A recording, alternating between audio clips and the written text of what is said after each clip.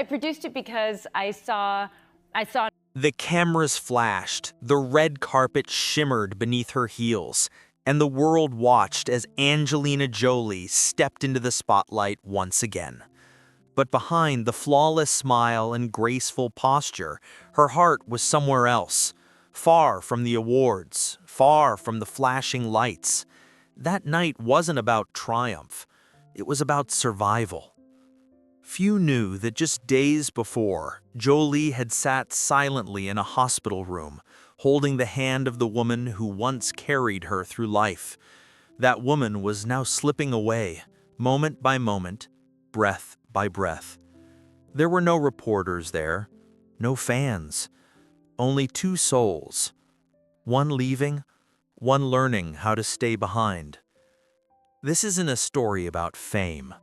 This is a story about the one person who mattered more to Angelina than any Oscar, any headline, any role. Her name was Marcheline Bertrand. And today we look back at a love story between mother and daughter, a story about sacrifice, illness, identity, and how the death of one woman forever shaped the soul of one of Hollywood's brightest stars. Before the world knew her as Lara Croft, Maleficent, or the fearless envoy of the United Nations, she was simply Angelina, a quiet girl with stormy eyes and a last name she didn't want to keep. Angelina Jolie was born on June 4, 1975, in Los Angeles, California, to actor Jon Voight and actress Marcheline Bertrand. With two cinematic bloodlines, her destiny seemed etched in film reels. But destiny, as she would later discover, was never simple. Her childhood was shadowed by absence. Her father, Jon Voight, was a Hollywood icon whose own life was consumed by fame and fractured choices. Their relationship would later become strained, so much so that Angelina legally dropped the Voight from her name, choosing instead Jolie, the French word for pretty, a name she would make entirely her own. Raised primarily by her mother, Angelina grew up in modest apartments, far from the glamour of her father's world. While Marcheline quietly gave up her career to raise Angelina and her brother James Haven, her sacrifices were never framed in bitterness. Instead, they were the roots of the fierce loyalty that Angelina would carry for a lifetime. Angelina's early life was anything but conventional. She struggled with self-image, battled depression, and often felt like an outsider, even in her own skin. But acting gave her a channel. At just 16, she began working in low-budget films, slowly crafting her unique voice, a blend of raw emotion and haunting vulnerability. Her breakout came with Girl Interrupted, 1999, a performance so visceral it earned her an Academy Award and catapulted her into global stardom. From there, she conquered action films with Tomb Raider and dramas with A Mighty Heart, cementing herself not only as a screen icon, but as a symbol of fearless femininity. Yet her greatest transformation came off-screen.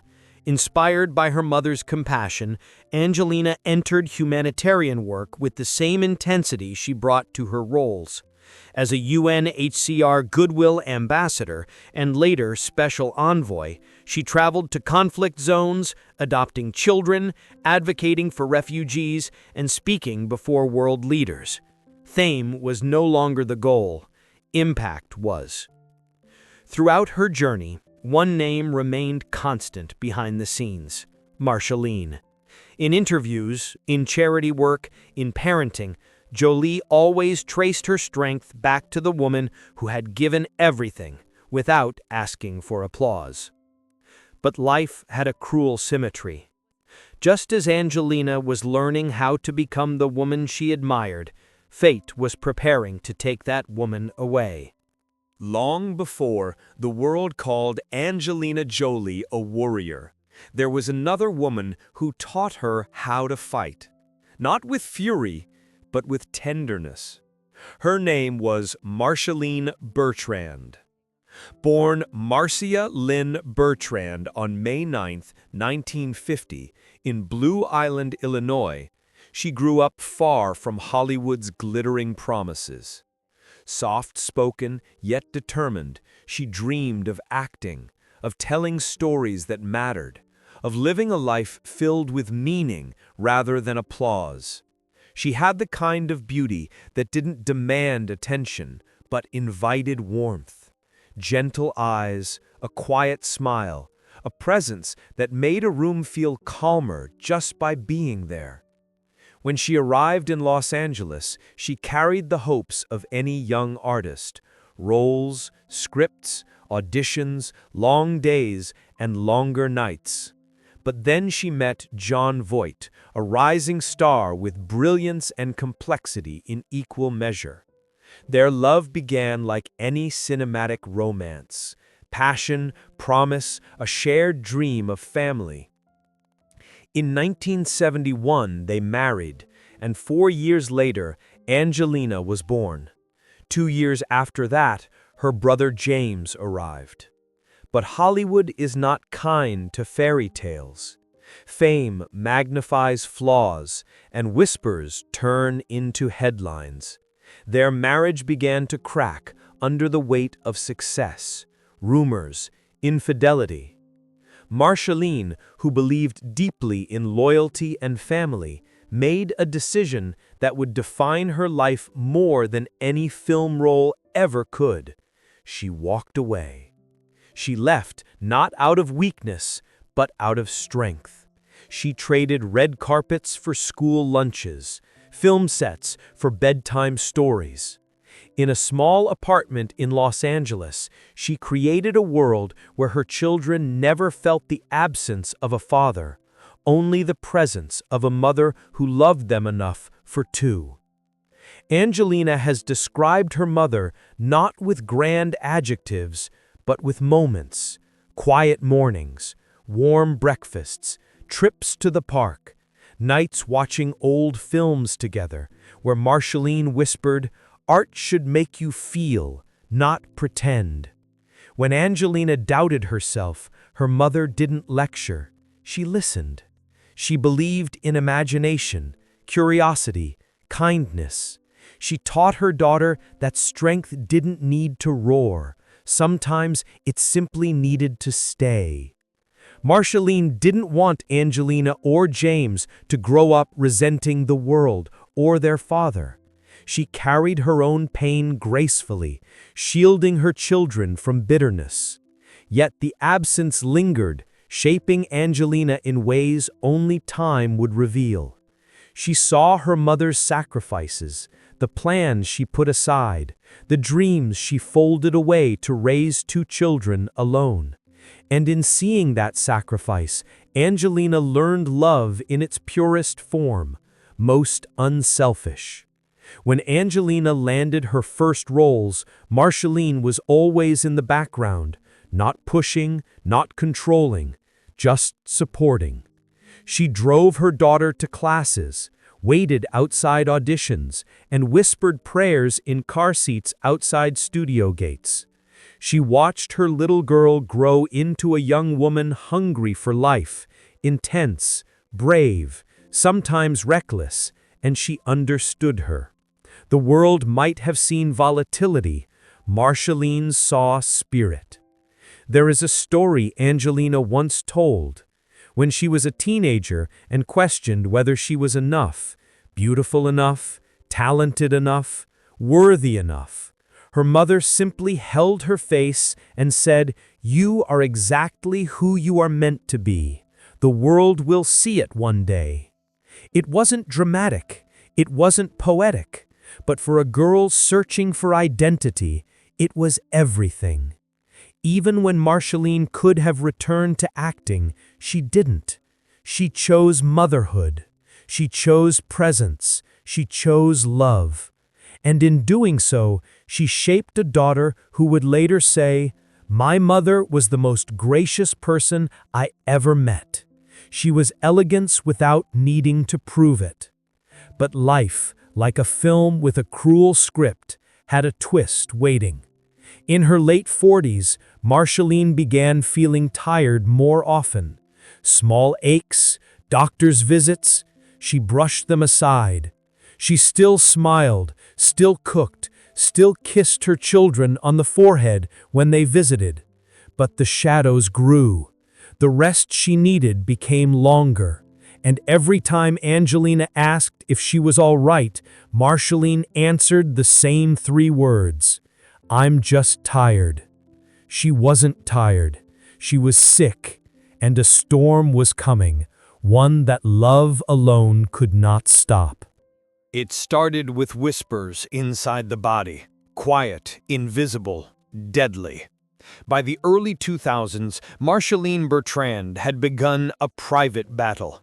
First, it was ovarian cancer. Then, not long after, breast cancer.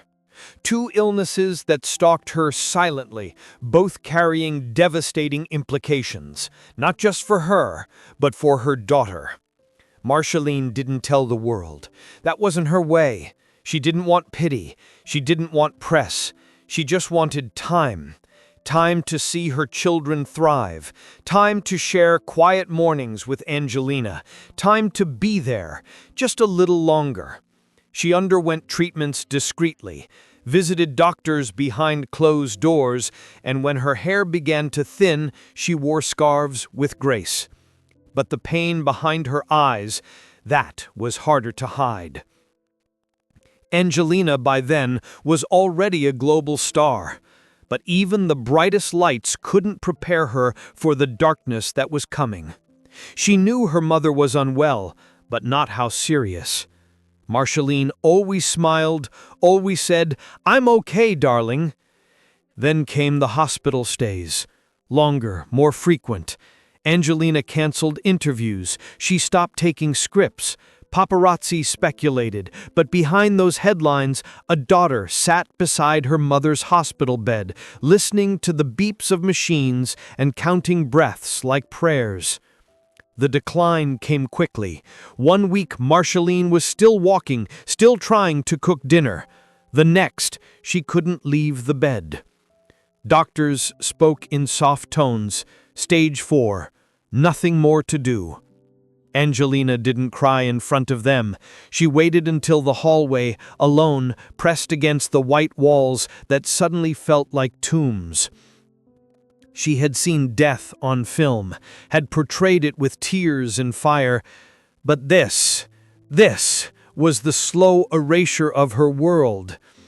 In the final days, Angelina barely left her mother's side. She held her hand, brushed her hair, whispered stories from childhood, hoping, foolishly, that love could be louder than cancer.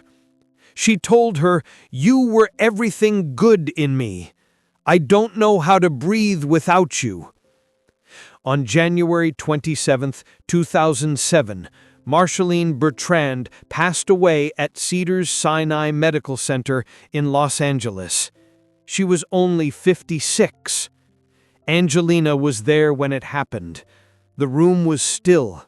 No dramatic moment, no last gasp, just silence. A kind of silence that echoes through the soul, forever. Later, Angelina would reveal the inherited mutation, BRCA1, that contributed to her mother's illness. It was a ticking clock inside her own body, a brutal inheritance. But in that moment, none of that mattered. The woman who had been her anchor, her shield, her quiet light, was gone. "I lost my mother," Angelina would say later, "and with her, I lost a part of myself." She walked out of that hospital changed. Not just a daughter in mourning, but a woman facing her own future with new eyes and deep, bone-cutting grief. It was a gray January afternoon in Los Angeles, the kind where the sky feels too heavy and the air too still, as if the world itself is holding its breath. Marcheline Bertrand's funeral was not a Hollywood spectacle. There were no red carpets, no flashing lights, just a quiet, private gathering of those who loved her most: family, a few close friends, and the children who had always been the center of her universe. Held at the chapel near the Cedars Sinai Medical Center, the room was modest in size but full of emotion. White lilies lined the front pews, their scent mingling with the soft hum of hymns that played from hidden speakers. A large black and white portrait of Marcheline sat atop the closed casket, her face serene, her smile timeless. She looked as if she might stand up at any moment and embrace the room with her quiet warmth. Angelina arrived wearing no jewelry, no makeup, no designer glamour, just a long black dress, simple, elegant, and a silk scarf her mother had given her years ago. It was wrapped gently around her wrist, like a promise. She didn't speak as she entered. She moved like a shadow, composed but hollow-eyed. Her brother, James Haven, stood beside her, hands clenched. Together they approached the casket slowly, each step heavier than the last. When they reached the front, James placed a single gardenia, Marcheline's favorite, beside the portrait. Angelina placed a folded letter underneath it. No one knows what it said. She never spoke of it again. Among the mourners were a few familiar faces from the industry, people who had known Marcheline in her early acting days, who remembered her gentleness and her fierce loyalty. But this wasn't about them. This was a farewell between a mother and the children she had given her life to. As the priest began to speak, Angelina sat motionless, eyes fixed forward, her hand occasionally gripping James's for strength. The priest spoke not of fame or loss, but of love, of a woman who gave everything she had to her children, of quiet bravery, of invisible strength. At one point during the service, a soft slideshow of family photos began to play. Images flickered across a screen. Young Marcheline holding baby Angelina, birthday parties in small apartments, snapshots of sunlit afternoons in the garden. With each frame, the quiet in the room deepened, as if each memory was too sacred for sound. When the final bell rang and it was time to say goodbye, Angelina rose slowly. She approached the casket, placed both hands on the smooth wood, and closed her eyes. No tears, just silence. Then a whisper, so soft only those nearest could hear. "Thank you for being my mother, for never letting me fall." The moment felt frozen in time. Outside, the city carried on. Cars passed, children laughed, life continued. But for Angelina Jolie, everything had changed. The woman who had held her through storms, stood quietly behind every triumph, and never once asked for credit, was now gone. And all that remained was a letter, a memory, and the long journey of mourning that lay ahead. Grief doesn't announce itself. It lingers, silent, patient, ever present. For Angelina Jolie, losing her mother wasn't just a personal tragedy, it was a fracture in her identity. In the months following Marcheline's death, Angelina retreated from the spotlight. She kept her interviews brief, her public appearances minimal. When she did speak, it was with a softer tone, a slower pace, as if part of her voice had been buried along with her mother. Friends say she spent long hours at home, surrounded by her children, flipping through old photo albums and listening to French music, Marcheline's favorite. Others remember her lighting candles in the evening, sometimes whispering into the dark, as if still having conversations no one else could hear. But grief also became fuel. Marcheline's battle with cancer, and her quiet strength through it, became a turning point for Angelina. She underwent genetic testing and discovered she carried the BRCA1 mutation, the same hereditary flaw that had likely contributed to her mother's illness. Faced with this knowledge, she made a decision that shocked the world. In 2013, Angelina Jolie publicly revealed she had undergone a preventative double mastectomy. Later, she also had her ovaries and fallopian tubes removed. The announcement, published as an op-ed in the New York Times, was not just medical, it was emotional. A daughter speaking for the mother who could no longer speak. She wrote, "I carry a faulty gene, and I watched my mother die from it." That moment changed the global conversation around women's health. Suddenly, preventative care, genetic risk, and proactive decisions became part of public discourse because a woman brave enough to show her pain refused to let it stay silent. Angelina's humanitarian work also deepened. She poured herself into advocacy, especially for women, children, and those affected by war or illness. In every speech, in every mission, you could feel it. A daughter still honoring the grace of the woman who raised her. She once said, "Everything I do now, I do thinking of her." Grief may have broken her, but love, that fierce, enduring, mother-shaped love, gave her the strength to rebuild. There are losses the world can see, and others that live quietly, beneath the surface. For Angelina Jolie, the death of her mother was both a public goodbye and a private unraveling. But it also became something else, a legacy.